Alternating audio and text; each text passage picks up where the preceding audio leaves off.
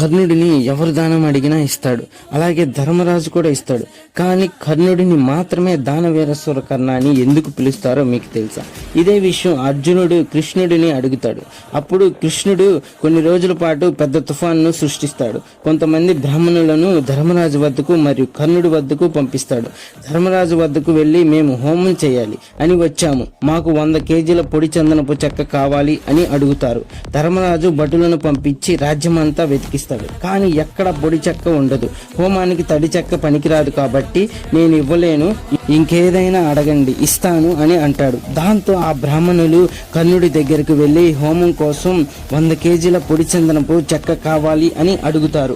అప్పుడు కర్ణుడు ఆలోచించి తన భవనంలో ఉన్న ద్వారములను కిటికీలను పగలగొట్టించి ఆ పొడి చందనపు చెక్కని ఈ బ్రాహ్మణులకు హోమం చేసుకోవడానికి ఇస్తాడు. దానం ఇవ్వడం ధర్మం కాబట్టి ధర్మరాజు దానం ఇస్తాడు. కానీ కర్ణుడికి దానం అనేది స్వభావం. అందుకే కర్ణుడిని మాత్రమే దానవీరస్వర కర్ణ అని అంటారు. ఇదే విషయం కృష్ణుడు అర్జునుడితో చెప్తాడు. మీరే చెప్పండి, కర్ణుడు గొప్పవాడా లేదా ధర్మరాజు గొప్పవాడా అని కామెంట్ బాక్స్లో కామెంట్ చేయండి. జై శ్రీకృష్ణ. మరిన్ని వీడియోల కోసం మన అవర్ టీవీ తెలుగు ఛానల్ను సబ్స్క్రైబ్ చేసి మా వీడియోని లైక్ చేయండి.